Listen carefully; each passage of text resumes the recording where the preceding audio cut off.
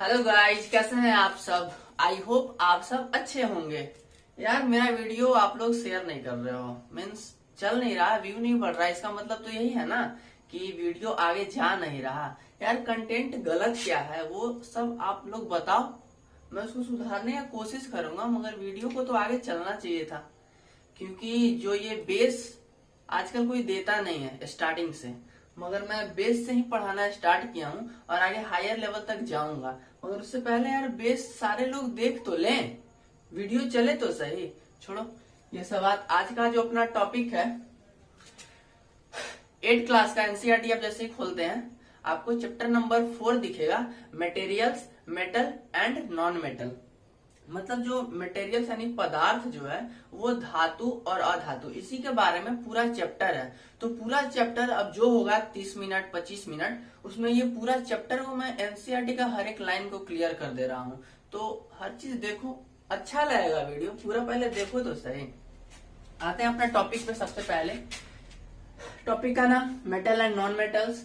सबसे पहले एक चार्ट बनाया हुआ होगा यहाँ पे, आप चार्ट में देख पा रहे होंगे कि बहुत सारे लिखे हुए हैं। उसमें से बताना है कि कौन सा प्रॉपर्टी मेटल का है और कौन नॉन मेटल का है। जो है उसमें आप फिलअप खुद से करना, हो जाएगा। नहीं होगा तो वीडियो को लास्ट तक देखो, सारा प्रॉपर्टी मैं बता दे रहा हूँ, उसके बाद आप चार्ट को फिलअप कर लेना। सबसे पहले हम जब भी मेटल एंड नॉन मेटल की बात करते हैं तो अपने आसपास कुछ ना कुछ दिख जाता है। लोहा दिख जाता है, टीन दिख जाता है, एल्युमिनियम दिख जाता है, कुछ ना कुछ मतलब अपने आसपास हम देखते ही रहते हैं मेटल एंड नॉन मेटल को। लिखा हुआ है एक line, metal and non metal, उसको हम बांट सकते हैं, अलग अलग कर सकते हैं। किसके बेसिस पे? फिजिकल प्रॉपर्टी और केमिकल प्रॉपर्टी के बेसिस पे। ये दोनों होता क्या है हम आगे बता रहे हैं। लस्टर एंड हार्डनेस, ये फिजिकल प्रॉपर्टी को शो करता है। हार्डनेस मतलब कड़ापन कितना होना चाहिए। जैसे लोहा को देखो हम लोग मोड़ते हैं तो उसको बहुत मतलब तकलीफ से उसको हम मोड़ सकते हैं, तो उसका फिजिकल प्रॉपर्टी को बता रहा है। Physical property of metal and non metal, physical property किसी भी मेटल एंड नॉन मेटल का होता क्या है। एक एक्टिविटी है बुक में दिया हुआ है, कह रहा है कि वो लिया हुआ आयरन का कील यानी लोहा का जो कांटी होता है, और लिया हुआ है कोल यानी जो कोयला होता है उसका पीस एक टुकड़ा लिया हुआ है, और एल्युमिनियम का वायर लिया हुआ है, और पेंसिल जो हम लोग देखते हैं वो लिया हुआ है। सारे को लेके सारे पे हैमर से उस पे मतलब ठोक ठोक के देख रहा है। ठोकने के बाद कुछ पता चलता है, जैसे हम आयरन पे मतलब हैमर से ठोक रहा है तो पता चल रहा है कि वो फैल रहा है। मगर जैसे ही हम कोल यानी कोयला पे हैमर से स्ट्राइक करेंगे तो वो टूट जाएगा, वहां से मतलब बिखर जाएगा। तो यही एक्टिविटी था, उसमें बहुत सारा लिखा हुआ है। इस मतलब यही iron nail, copper, coal piece, aluminium wire and pencil lead, ये सबको आपको बताना है कि या फिर उसका शेप में मतलब चेंज आ जाएगा या फिर वो अपने जगह से टूट जाएगा। तो ये भी एक्टिविटी में बॉक्स बनाया हुआ है, उसमें आप खुद से आप फिल कर सकते हो, आप फिल करके देखना, हो जाएगा आपसे फिल, बहुत इजी है। एक टर्म आता है मिलिएबिलिटी। मिलिएबिलिटी मीन्स हुआ क्या, the property of metal, metal का वो property by which they can beaten into thin sheet. मतलब कि अगर हम किसी भी मेटल पे अगर उसको अगर हम ठोक रहे हैं किसी चीज से, तो वो सीट के फॉर्म में यानी चदरा के फॉर्म में वो बन जाना चाहिए। उसी को बोलेंगे हम लोग मिलिएबिलिटी। जितना भी मेटल पे हम लोग स्ट्राइक करेंगे तो वो देखेंगे कि या तो मतलब फैलेगा या तो उसका हम वायर निकाल सकते हैं, वही है मिलिएबिलिटी। जैसे एल्युमिनियम का फॉयल, जैसे हम लोग देखते हैं होटल में, मिठाई के दुकान में, तो बाहर से एक बहुत पतला लेयर होता है एल्युमिनियम फॉयल, यानी एल्युमिनियम का पत्ती होता है, देखते हैं मिठाई के उसके ऊपर से लगा दिया जाता है। वही मिलिएबिलिटी का प्रॉपर्टी को शो करता है। एक और पॉइंट इसमें मिलिएबिलिटी में लिखा हुआ है कि this is a characteristic of metal. अगर मेटल में ये कैरेक्टर नहीं मिलेगा तो उसको हम मेटल नहीं बोल सकते हैं, ठीक। Coal and pencil do not show this property. जैसे ही हम किसी भी कोयला या फिर पेंसिल पे अगर हैमर से स्ट्राइक करें तो वो बिखर जाएगा। बिखरने का मतलब क्या कि वो वहां से टूट गया। अगर मेटल होता तो वो या तो चादर के फॉर्म में यानी हो जाता, सीट बन जाता, या तो मतलब खींच तार के उससे हम तार बना लेते हैं, मगर ऐसा प्रॉपर्टी कोल या फिर पेंसिल में नहीं देखा गया। एक लाइन लिखा हुआ है कि जैसे ही हम हॉट मेटेलिक पैन या तो कुकर ले लें या तो जो सॉसपेन होता है उसको हम क्या बिना प्लास्टिक के हैंडल से उसको हम पकड़ सकते हैं? नहीं पकड़ सकते हैं। क्यों? क्योंकि वो मेटल होता है, कौन? हॉट मेटेलिक पैन, और उसमें जो मतलब हम लोग गैस या फिर बर्नर से उसमें देते हैं हीट, तो वो हीट पूरे मेटल में आ जाता है ना, तो उसको हम बिना विदाउट प्लास्टिक हैंडल के हम नहीं पकड़ सकते हैं। अगला लिखा हुआ है लाइन कि जो इलेक्ट्रिशियन है वो जो स्क्रू ड्राइवर होता है उनका, उसमें भी वो प्लास्टिक वाले कवर का यूज करते हैं। क्यों? क्योंकि जैसे हम मतलब इलेक्ट्रिक बोर्ड खोलना स्टार्ट किए, उसमें अगर गलती से लाइट यानी उसमें जो बिजली है उसमें इलेक्ट्रिक पास हो रहा है, तो इसका मतलब क्या, प्लास्टिक रखने से क्या हो रहा है कि हम सेफ हैं, मेरे अंदर वो करंट नहीं आएगा। प्लास्टिक क्योंकि पुअर कंडक्टर होता है हीट का या फिर इलेक्ट्रिसिटी का। तो आगे आप यहाँ तक आप स्क्रीनशॉट लें, मैं आगे आपको बता रहा हूँ।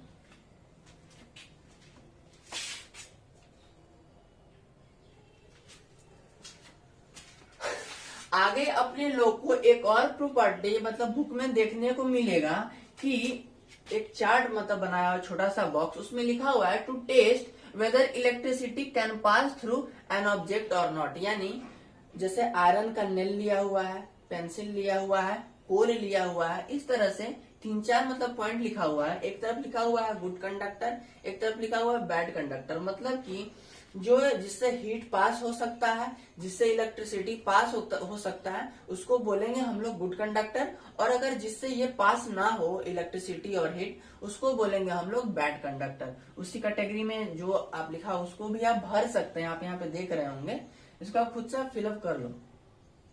अगला एक पॉइंट है डक्टिलिटी। डक्टिलिटी मीन्स हुआ क्या, the property of metal, metal का वो property by which it can be drawn into wire, जिस मेटल से हम वायर मतलब निकाल सकते हैं, वायर बना सकते हैं, उसी को बोलेंगे हम क्या, डक्टिलिटी। अगला एक और टर्म है सोनोरस, आप सुने भी होंगे या फिर।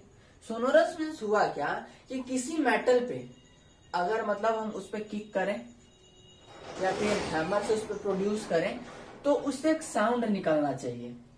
अगर साउंड निकलता है, जो साउंड निकला उसी को बोलेंगे हम क्या, सोनोरस। अब बहुत सारा बात हुआ कि मेटल एंड नॉन मेटल का हम कैसे किसी को कह सकते हैं कि ये मेटल है और ये।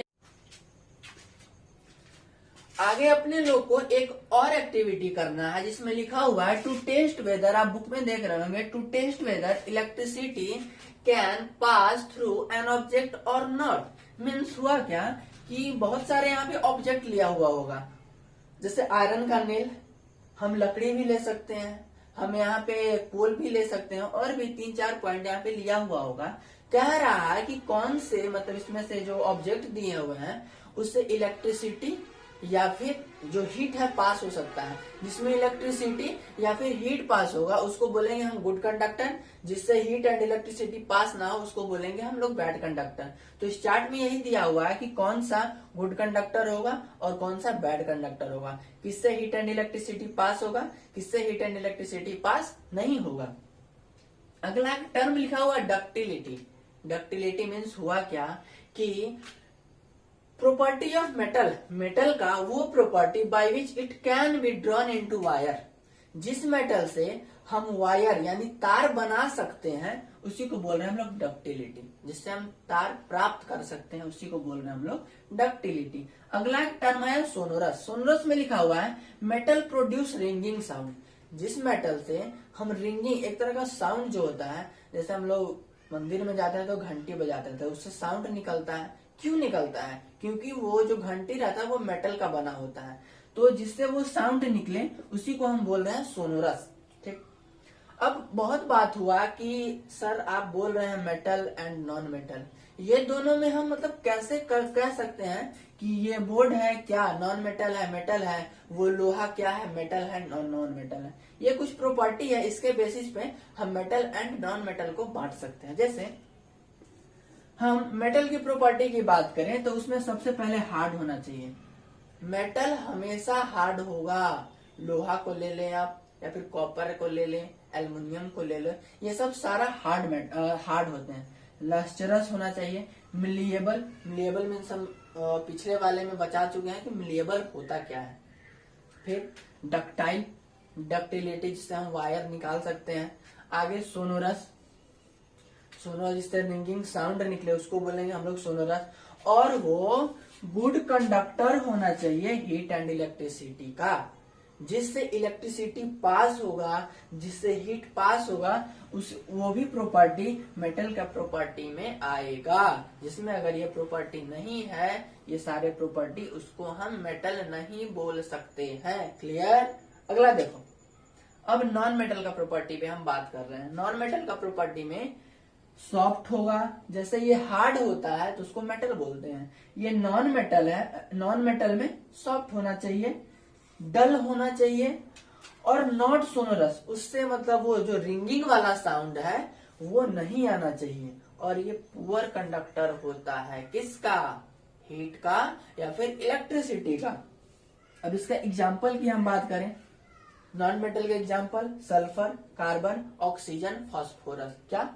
सल्फर, कार्बन, ऑक्सीजन, फास्फोरस, ये सारे नॉन मेटल के एग्जाम्पल हैं। और अगर हम मेटल के एग्जाम्पल में बात करें, आयरन, साउंड निकलेगा उससे, उसे तार भी हम बना सकते हैं। Copper, magnesium, aluminium. क्लियर? आगे एक्सेप्शन है। हम जैसे ही बायोलॉजी पढ़ते हैं या फिर केमिस्ट्री पढ़ते हैं तो exception is most important. Exception को हमको याद रखने के अलावा उसका कोई और इलाज नहीं है, इसीलिए हमको इस प्रॉपर्टी को याद रखना पड़ेगा। बोल रहा है मेटल लाइक सोडियम, पोटेशियम, ये दोनों का मेटल में रखते हैं, आर सॉफ्ट। क्या ये मेटल का सॉफ्ट मेटल का प्रॉपर्टी होता है? नहीं। मेटल को नॉन मेटल में हम लिखे हुए हैं सॉफ्ट, मगर जो मेटल है सोडियम और पोटेशियम वो सॉफ्ट होता है और इसको हम चाकू से भी काट सकते हैं। तो ये एक्सेप्शन है, इसीलिए हमको याद रखना पड़ेगा। एक और एक्सेप्शन है कि मरकरी, मरकरी आप नाम सुने होंगे। Mercury is the only atom, mercury is the only metal, इसको हम मेटल नहीं बोले। Mercury is the only metal which is found in liquid state. Metal किस स्टेट में मिलता है? हमेशा सॉलिड स्टेट में, बहुत सारे मेटल, मगर ये हमेशा लिक्विड स्टेट में मिलता है। एक ही ऐसा मेटल है, कौन? Mercury, at room temperature. यहां तक आपका क्लियर हुआ? इसका स्क्रीनशॉट लें, आगे बता रहा हूं मैं।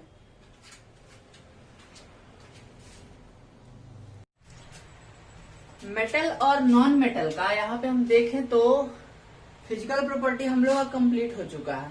उसके बाद आता है कि मेटल और नॉन मेटल का केमिकल प्रॉपर्टी क्या क्या हो सकता है। अगर हम सपोज करें, इसमें पहला रिएक्शन लिखा हुआ है कि किसी भी, अगर हम मेटल और नॉन मेटल को ऑक्सीजन के साथ अगर रिएक्शन करवाएं तो क्या होगा। सपोज हम एक आयरन ले, यानी लोहा को अगर हम ऑक्सीजन के साथ अगर हम रिएक्शन करवाते हैं तो क्या होगा? रस्टिंग ऑफ आयरन, आयरन में जंग लग जाता है। Burning of magnesium, ribbon in air, air means oxygen. Oxygen में अगर ये जो मैग्नीशियम है ये भी एक तरह का मेटल है, अगर इसको हम रखते हैं खुले हवा में तो देखते हैं कि इसमें आग लग जाएगा, बिना माचिस जलाए ही इसमें आग लग जाएगा। अगला, process of oxide formation take place. और जितना भी अगर हम मेटल को अगर ऑक्सीजन के साथ रिएक्शन करवाएंगे तो हम लोग को जो उससे रिएक्शन के बाद जो मिलेगा वो ऑक्साइड का फॉर्मेशन मिलेगा। ठीक, छोटा सा लिया हुआ है, oxygen iron plus oxygen plus water, ये तीनों को अगर रिएक्शन करवाता है तो क्या मिलता है? आयरन को ऑक्सीजन और वाटर के साथ रिएक्शन करवाते हैं। आयरन को ऑक्सीजन और वाटर के साथ रिएक्शन करवाने पे हमको FeOH3 मिलता है, होल थ्राइस मिलता है। ये जो 436 लिखा हुआ है ये बैलेंस करके यहाँ पे लिखा हुआ है, बैलेंसिंग एक अलग से आएगा तो किसी चैप्टर में, वही यहाँ पे बैलेंसिंग किया हुआ है, हम आगे पढ़ाएंगे आप लोग को। और मैग्नीशियम को अगर हम ऑक्सीजन के साथ रिएक्शन करवाएं तो हम लोग का बनता है मैग्नीशियम ऑक्साइड। ठीक, ये था हमारा पहला। उसी में एक एक्टिविटी करना है, जो मतलब जंग लग चुका है उसका हम लोग को मतलब उसका नेचर पता करना है कि वो नेचर एसिडिक होगा या फिर बेसिक होगा। तो वो पता कैसे चलेगा? Test of solution with red and blue litmus paper. जो मतलब हमारा रस्टिंग वाला प्रोसेस था, जो रस्टिंग का जो सॉल्यूशन मेरे पास आया, उसको अगर चेक करना है तो उसको चेक कैसे कर सकते हैं, red and blue litmus paper से, जो कि आप फिगर में देख पा रहे होंगे शायद। किया क्या कि कॉपर, उसमें हाइड्रोजन लिया, कार्बन डाइऑक्साइड लिया और ऑक्सीजन लिया। हाइड्रोजन, कार्बन डाइऑक्साइड और O2 को हम बोल रहे हैं मॉइस्ट एयर, मतलब मॉइस्ट मतलब थोड़ा भीगा हवा। उससे अगर रिएक्शन होता है तो यहाँ पे क्या बनता है, CuOH2, इसी को बोलते हैं हम लोग कॉपर हाइड्रोक्साइड।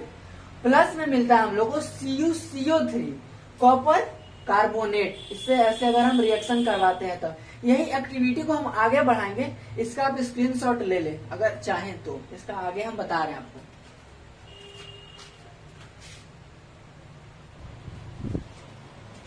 आगे अपन लोग देखें तो इसमें लिखा हुआ एस, एस मीन्स होता है राख। S obtained on burning magnesium ribbon, जो ही मैग्नीशियम रिबन जो ऑक्सीजन से अगर रिएक्शन करके वो जल जा रहा था, जो उसका राख होगा इज डिजॉल्व इन वाटर। उसको हम वाटर में, जो राख आ रहा है उसको हम वाटर में डिजॉल्व करेंगे और उसके बाद टेस्ट करेंगे कि ये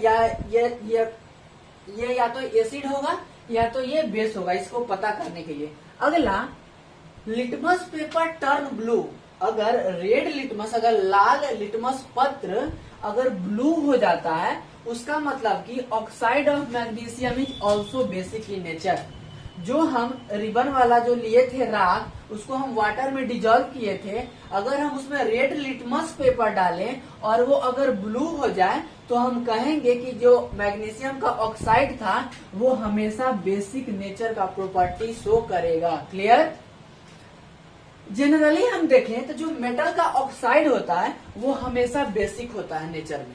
ठीक, एक और एक्टिविटी इसी में है, हम सल्फर का कुछ पाउडर लिए हैं, पाउडर सल्फर, और एक आप यहाँ पे फिगर में देख रहे होंगे जो ग्लास का एक टम्बलर लिया हुआ है यहाँ पे, और उसमें एक मेटेलिक स्पून लिया हुआ। ग्लास टम्बलर में हम जो सल्फर का पाउडर था उसको हम डालेंगे, पानी उसमें है ही, और उसको हम मेटेलिक स्पून से उसको मिलाना स्टार्ट करें तो होता क्या है, जो सल्फर ऑक्साइड है SO3, अगर हम उसमें वाटर मिला के उसको हम स्पून से मिलाना उसमें स्टार्ट करें तो बनेगा क्या, हमारा सल्फ्यूरस एसिड H2SO3, जो कि ब्लू लिटमस पेपर को रेड कर देगा। यहाँ जो मेटल का ऑक्साइड था वो रेड को ब्लू में कन्वर्ट कर रहा था, मगर इसमें हो क्या रहा है कि ब्लू को रेड में कन्वर्ट कर रहा है। मीन्स ये मेटल था और ये नॉन मेटल है जो हमारा फास्फोरस है। ठीक है,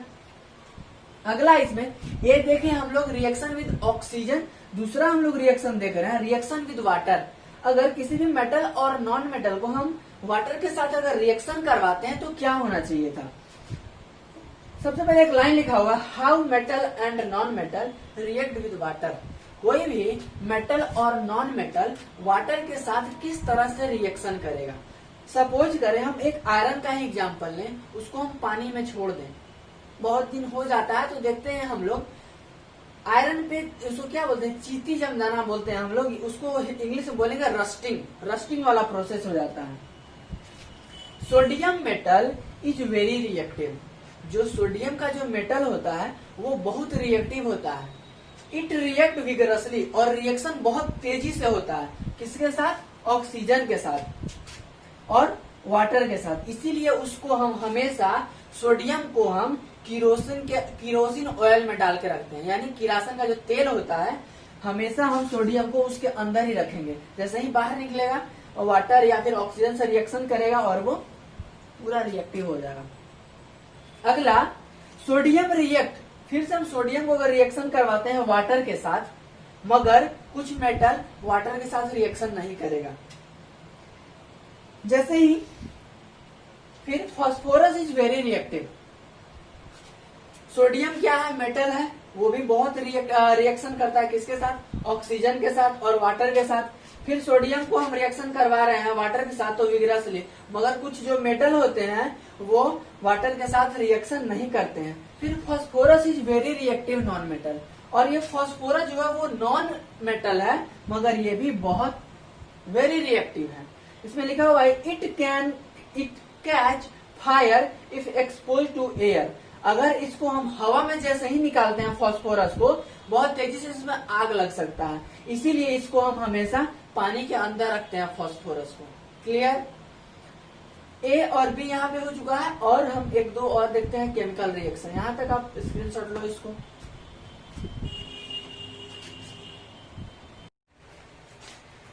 ए और बी अपन देख चुके, और अगला है सी। कह रहा है reaction with metal, reaction with acid. किसी भी मेटल और नॉन मेटल को अगर हम एसिड के साथ रिएक्शन करवाएंगे तो क्या मिलेगा। How metal and non metal behave with acid. Metal और नॉन मेटल एसिड के साथ किस तरह से बिहेव करेगा, वही इस चार्ट में आप जो देख पा रहे हैं, इसको फिलअप करना है। कुछ मैं हेल्प कर दे रहा हूं, उसके सहायता से आप इसको फिलअप पूरा कर सकते हैं। सबसे पहले आप इस चार्ट में देख रहे होंगे तो सबसे जो किनारे दिख रहा होगा वहां पे लिखा होगा टेस्ट ट्यूब। उसके बगल में आते हैं तो लिखा होगा मेटल और नॉन मेटल। फिर लिखा हुआ होगा reaction with dilute hydrochloric acid. उसमें भी दो पार्ट बटा होगा, एक रूम टेम्परेचर पे उसका हम लोग रिएक्शन देख रहे हैं, और एक उसको हम वार्म यानी गर्म कर रहे हैं तो क्या मिल रहा है वो। अगला सबसे किनारे में देख रहे होंगे reaction with dilute sulphuric acid. अगर हम डाइल्यूट सल्फ्यूरिक एसिड को अगर हम रिएक्शन करवाते हैं किसी मेटल और नॉन मेटल के साथ तो हमको क्या मिलेगा। इसमें भी एक रूम टेम्परेचर पे देख रहा है, और अगर एक उसको हम गर्म करते हैं तो वो क्या होगा। तो हम टेस्ट ट्यूब एक की बात करें तो उसमें मेटल और नॉन मेटल में लिखा हुआ होगा मैग्नीशियम, जो कि उसका रिबन लिया गया है। उसको अगर हम रूम टेम्परेचर पे हाइड्रोक्लोरिक एसिड के साथ अगर उसका हम रिएक्शन करवाते हैं तो रिएक्शन होने के बाद वो हाइड्रोजन गैस देता है। ठीक, अगर हम उसको वार्म यानी गर्म करते हैं मैग्नीशियम को तो वो बहुत तेजी से रिएक्शन करेगा। अगर उसको हम सल्फ्यूरिक एसिड के साथ अगर हम रूम टेम्परेचर पे उसको रिएक्शन करवाते हैं तो यहाँ भी हाइड्रोजन देगा, और अगर हम उसको वार्म यानी गर्म करते हैं तो यहाँ भी हमको तेजी से रिएक्शन मिलेगा, सल्फ्यूरिक एसिड में भी और हाइड्रोक्लोरिक एसिड में भी। उसके नीचे हम टेस्ट ट्यूब 2 की बात करें तो एल्युमिनियम है। एल्युमिनियम का यानी पतला सा जो चादर है वो लिए हुए हैं हम, तो उसको भी अगर हम हाइड्रोक्लोरिक एसिड पे अगर रूम टेम्परेचर पे गर्म करते हैं तो वो भी रिएक्शन करके हाइड्रोजन गैस देगा, और उसको गर्म करते हैं तो यहाँ भी रैपिड रिएक्शन होगा। इसी तरह से रूम टेम्परेचर पे करते हैं तो यहाँ भी हाइड्रोजन गैस मिलेगा, और वार्म यानी गर्म करके उसका रिएक्शन करते हैं तो यहाँ भी बहुत तेजी से रिएक्शन होगा एल्युमिनियम का। अगला आता है टेस्ट ट्यूब 3 में आयरन। आयरन को अगर हम हाइड्रोक्लोरिक एसिड में अगर हम रूम टेम्परेचर पे उसको भी अगर रिएक्शन करवाएं तो यहाँ भी रिएक्शन में करके हाइड्रोजन गैस देगा, और रैपिड रिएक्शन वार्म में होगा। हम रूम टेम्परेचर सल्फ्यूरिक एसिड में देखें तो यहाँ भी रिएक्शन करके हाइड्रोजन देगा, और वार्म करें अगर यहाँ पे तो यहाँ भी उसका तेजी से रिएक्शन होगा। किसका हम बात कर रहे हैं? आयरन का। अगला आता है कॉपर। बहुत फ्लेक्सिबल वायर जो हर जगह यूज किया जाता है। अगर हम हाइड्रोक्लोरिक एसिड में अगर हम रिएक्शन करवाते हैं अगर उसमें रूम टेम्परेचर पे तो कोई भी रिएक्शन यहाँ पे नहीं होता है कॉपर में। गर्म भी करेंगे तो भी उसका रिएक्शन वहां पे नहीं होगा। अगर हम सल्फ्यूरिक एसिड में अगर रूम टेम्परेचर पे इसको अगर हम रिएक्शन करवा रहे हैं यहाँ भी रिएक्शन नहीं होगा, और वार्म कर रहे हैं यहाँ भी अपना रिएक्शन नहीं होगा। अगला हम देखें 5वां नंबर, तो वहां होगा चारकोल, पाउडर के फॉर्म में लिया हुआ है। उसको अगर हम रिएक्शन करवाते हैं हाइड्रोक्लोरिक एसिड से रूम टेम्परेचर पे तो इसका भी रिएक्शन नहीं होगा, वार्म में भी रिएक्शन नहीं होगा, रूम टेम्परेचर में भी कोई रिएक्शन नहीं होगा, और यहाँ भी हम वार्म कर रहे हैं सल्फ्यूरिक एसिड में, यहाँ भी कोई भी रिएक्शन नहीं हो रहा है। हम देख लिए चारकोल तक। अगला देख रहे हैं हम लोग 6ठा टेस्ट ट्यूब में सल्फर। ये भी एक पाउडर के फॉर्म में लिया हुआ है। इसको भी अगर हम हाइड्रोक्लोरिक एसिड में रूम टेम्परेचर पे अगर रिएक्शन करते हैं यहाँ भी कोई रिएक्शन नहीं होगा, वार्म में भी कोई रिएक्शन नहीं होगा, रूम टेम्परेचर में सल्फ्यूरिक एसिड में कोई रिएक्शन नहीं होगा, और फिर से अगर इसको गर्म करते हैं सल्फ्यूरिक एसिड में तो यहाँ भी अपना रिएक्शन नहीं होगा। अगला यहाँ पे थोड़ा जल्दी बोल दिया पर इस चार्ट में आप सब देख पा रहे होंगे जो मैंने बोला।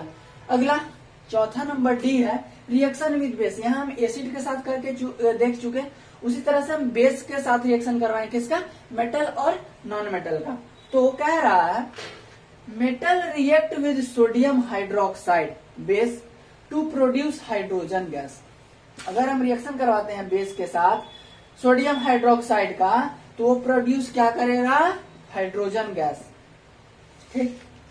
रिएक्शन ऑफ नॉन मेटल, अगर हम नॉन मेटल का रिएक्शन करवाते हैं किसी भी बेस के साथ, तो वो जो रिएक्शन होगा वो कॉम्प्लेक्स रिएक्शन हो जाएगा। एक इसी में टर्म लिखा हुआ पॉप साउंड। पॉप साउंड जो इंडिकेट प्रेजेंस ऑफ, अगर किसी भी, अगर हम देखते हैं पिट पिट का आवाज आता है, किसी चीज को अगर जलाते हैं, उसका मतलब वही है, उसी चीज को वो इंडिकेट कर रहा है कि उस मेटल में हाइड्रोजन गैस या फिर उस नॉन मेटल में हाइड्रोजन गैस प्रेजेंट है। ठीक है। अगला डिस्प्लेसमेंट रिएक्शन है। इसमें एक एक्टिविटी किया हुआ है कि 100 ml का बीकर लिया हुआ है।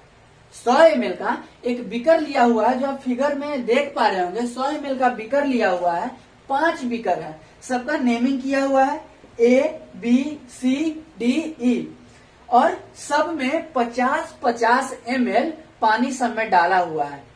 तो आप इस देख रहे होंगे, आगे इसके बारे में बता रहा हूं, इसका आप तब तक स्क्रीनशॉट ले लो जल्दी से।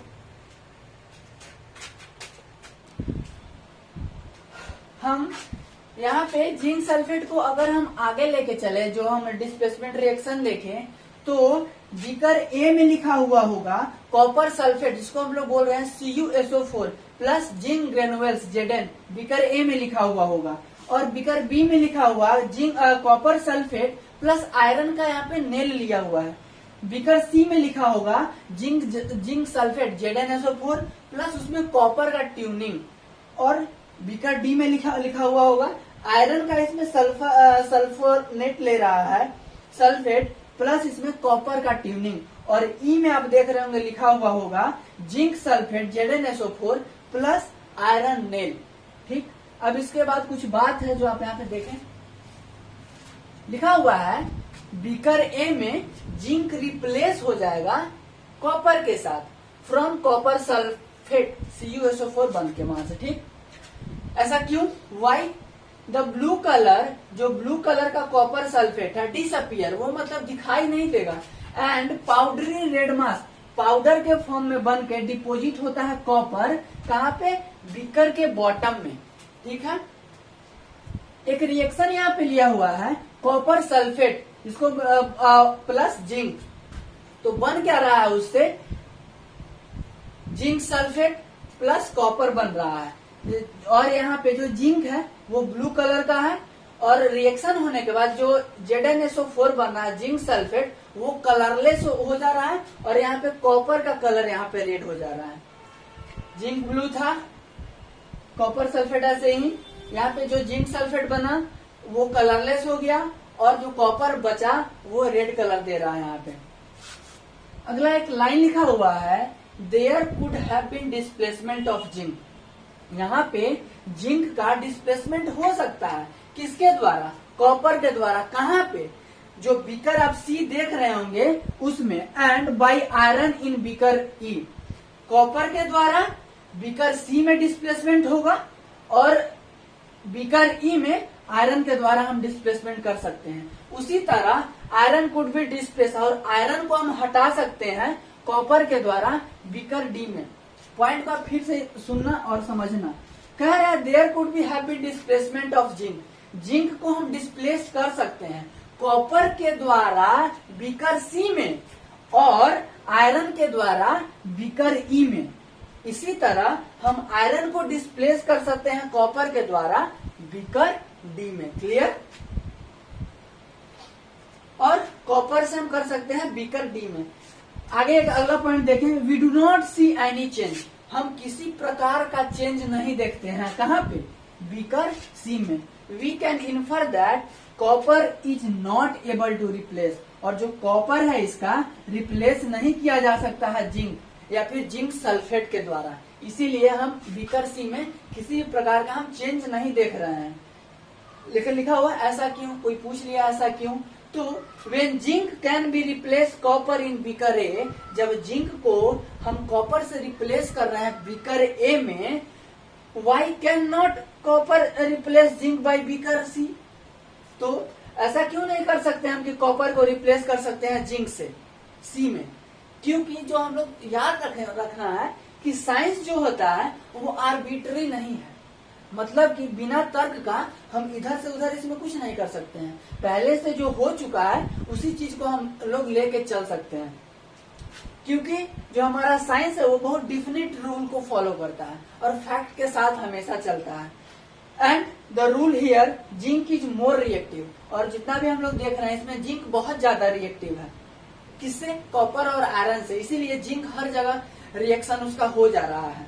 और more reactive metal can replace less reactive. और जितना भी मतलब मोर रिएक्टिव जितना भी मेटल है उसको हम लेस रिएक्टिव मेटल से उसको हम रिप्लेस कर सकते हैं, लेकिन लेस रिएक्टिव मेटल को हम मोर रिएक्टिव मेटल से हम कभी रिप्लेस नहीं कर सकते हैं। बाई चांस कभी कभी हो जाए, मगर जनरली लेस रिएक्टिव से हम मोर रिएक्टिव वाले मेटल को हम कभी भी रिप्लेस नहीं कर सकते हैं। यहाँ तक समझ में आया?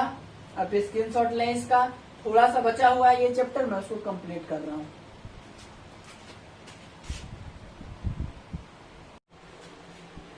तो अब देखें जो लास्ट में हम लोग का बचा हुआ था, मतलब मेटल और नॉन मेटल दोनों का यूज कहाँ कहाँ है, किस किस चीज में आता है, वो अब देखें हम लोग।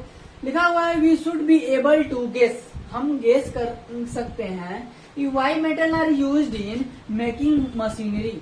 बहुत सारे मशीन बनाने में मेटल का यूज क्यों किया जाता है? ऑटोमोबाइल्स में, एरोप्लेन बनाने में, ट्रेन में, सैटेलाइट में, इंडस्ट्रियल गैजेट में, कुकिंग में, अटेंसिल में, वाटर बॉयलर जो पानी गर्म करने वाला होता है, ये सब में हम मेटल का यूज करते हैं। क्यों करते हैं? इसका प्रॉपर्टी पीछे बता चुके थे हम। आप वीडियो को पीछे करके देखो, सारा प्रॉपर्टी मेटल और नॉन मेटल का बताया हुआ है। इसीलिए हम लोग मेटल का यूज करते हैं ये सारे इंडस्ट्रियल गैजेट बनाने में, ऑटोमोबाइल, ये सब सारे चीज बनाने में। अब नॉन मेटल का बात करें, non metal essential for our life. Non metal हमारे लाइफ के लिए बहुत ज्यादा जरूरी है। क्यों? क्योंकि जितने भी लिविंग बीइंग इस अर्थ पे रहते हैं वो सब सारे सांस तो लेते ही होंगे, और ब्रीदिंग करने में जो हम लोग ऑक्सीजन लेते हैं, oxygen is a non metal. कह सकते हैं ना, मेटल और नॉन मेटल में बांट रहे हैं। तो भले ही ऑक्सीजन गैस होता है, हम कहते हैं गैस, मगर यहाँ तो हम दो ही कैटेगरी लिए हुए थे, मेटल और नॉन मेटल। अगला, non metal is used as purification process. हम जितना भी पानी साफ करें या फिर बहुत सारा चीज जो प्यूरिफाई करते हैं वो सब सारे में नॉन मेटल का ही यूज किया जाता है। Non metal used in purple coloured solution. जो नॉन मेटल है उसका एक जगह और यूज है, पर्पल कलर का जो सॉल्यूशन है, जो कि हम लोग का अगर कहीं घाव हो जाता है, देखते हैं कि हम लोग कहीं घाव हो गया तो मेडिकल में जाते हैं तो बच्चे लोग को देखते हैं कि वहां पे जो पर्पल कलर, जो बैगनी कलर का है, शायद नील टाइप का रहता है, वो यहाँ पे लगा दिया जाता है, उससे घाव ठीक हो जाता है। वो भी एक तरह का एंटीसेप्टिक की तरह यूज किया जाता है, वो भी एक तरह का नॉन मेटल है।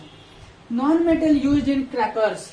और जितने भी हम लोग पटाखे जो हम लोग छोड़ते हैं दीपावली दशहरा में, वो सारे में नॉन मेटल का बहुत ज्यादा यूज है। अब यहाँ पे ये चैप्टर, चौथा चैप्टर आप लोग का हुआ खत्म। और वीडियो को पूरा देखो, लाइक करो, शेयर करो, सब्सक्राइब करो, सब करो। और यार व्यू बढ़ाओ, व्यूज अभी उतने नहीं मिल रहे हैं मेरे को, पता नहीं क्यों। आप लोग रीजन तो बताते नहीं हो, बस वेल जॉब, गुड जॉब ये लिख के भेज देते हो। पूरा कमेंट करो ना कि इसमें प्रॉब्लम क्या है, अच्छाई क्या है, तभी तो और आगे तक यार हम कोशिश करेंगे। क्योंकि अभी तो हम लोग का बेस लेवल चल रहा है, मतलब हम 8 क्लास से पढ़ाना भी स्टार्ट किए हैं, 9, 10, 11, 12 तक जाना है। तो यहाँ से आप गलती खोजना स्टार्ट करो और अच्छाई चीज भी बताओ कि क्या अच्छा है क्या बुरा है। Thank you. जरूर कमेंट करो, कुछ करो या ना करो, कमेंट जरूर करना। Thank you. पूरा वीडियो देखना मगर।